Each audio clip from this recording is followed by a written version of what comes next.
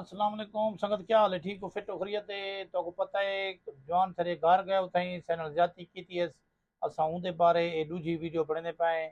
अगर तय को सरदार साहब जरा सोशल मीडिया ते आमण का शौक है, एक दफ़ा वला तू फेरा कर, अल्लाह ताला चंगाई करे सी, जवान तेरा इस्तकबाल भी करे सन। भला तू में मुछा भी कपी, तू नक भी कपी, तू गुत भी कपी, भला में सही सलामत वल भी वनी। ठीक है ना? जवान तेरे भाले वेजन तू कारा रख, मसला का नहीं। तो भला एक दफा उठाई वन से को दसावी इवें ना वीडियो बनाना तो जुल सही जी मैं पहले की थी। अगर तेरे विच कोई गैरत दी कतरी है तो एक दफा भला टाइम दे, माही आवे सा मसला का नहीं, मेरी देरी का नहीं, माही तैयार क्या करना जेले दिल अक्सी मैं आवे सा तेरे मैं पूछसा कहना। मेरी आला अफसरान को अपील है, ये छोटे छोटे मसले वास्ते जिमें बंदे घाट पौधन अज मैनल वाक्य था पैसे भाई बिने नाली थी सकते। मेरी आरपीओ साहब को डीपीओ साहब को अपील है, ई शायद एक्शन किया वजे, इको सख्त तो सख्त सजा दी वजे बंदे को। ई बंदे ने मेरी इज्जत उछलाई है।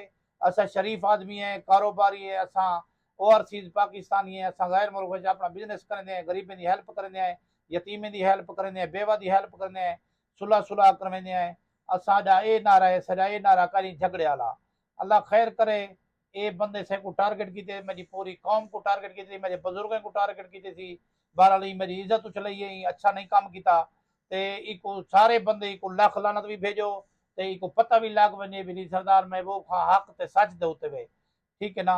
ए बंदा गए उथा मेरे घर ज्यादती की थी, मैं उथा हामी कना सा गैर मुल्क रहंदे पियो।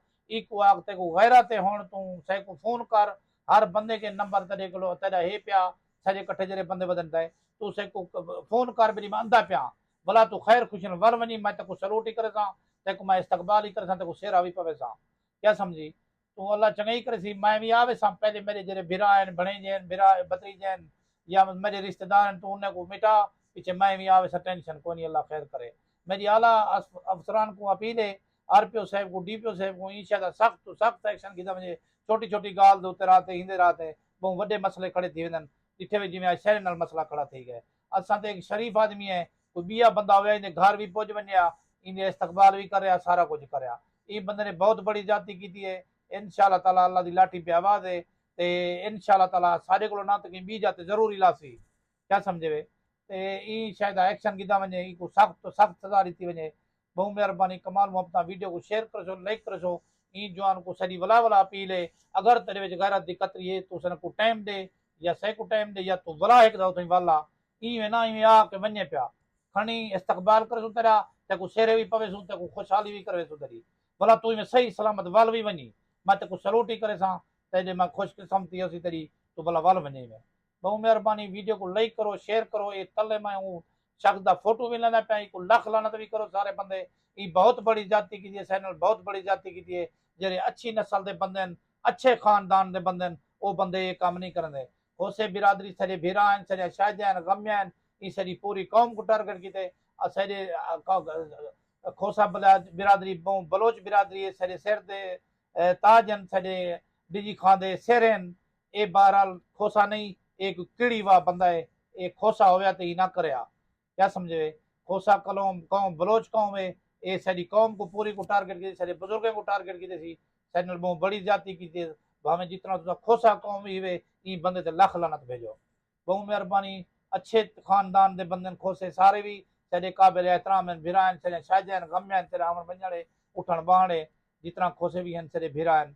ए बारल को गंदी नस्ल का कीड़ाई ई बंदे ने चंगा काम नहीं किया सैनल, ई सरी इज्जत उछाली है, ई बहुत बड़ी जाति की थी है।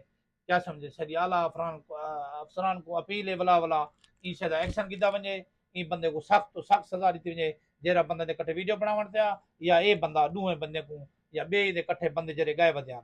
बहु मेहरबानी, वीडियो सरी पूरी फेसबुक ते भी देखो, यूट्यूब ते भी देखो, शेयर भी करे सो जितना सारे आल फ्रेंड वे सेको दूजे जाड़े से सकून को नहीं।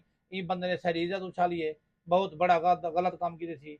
सारी अपील है सारे दोस्तों को, जिन्हें जिन्हें बंदे वीडियो बनाई अस उन्हें भी शुक्रिया अदा करने, हक ते सच की आवाज उठाई ने। जेरे बंदे से फोन किते ने या व्हाट्सएप किते ने या हक सच की गाल की अस दिल के शुक्रिया अदा करने। बहु मेहरबानी, बहु मेहरबानी, कमाल मोहब्बत। अस्सलाम वालेकुम।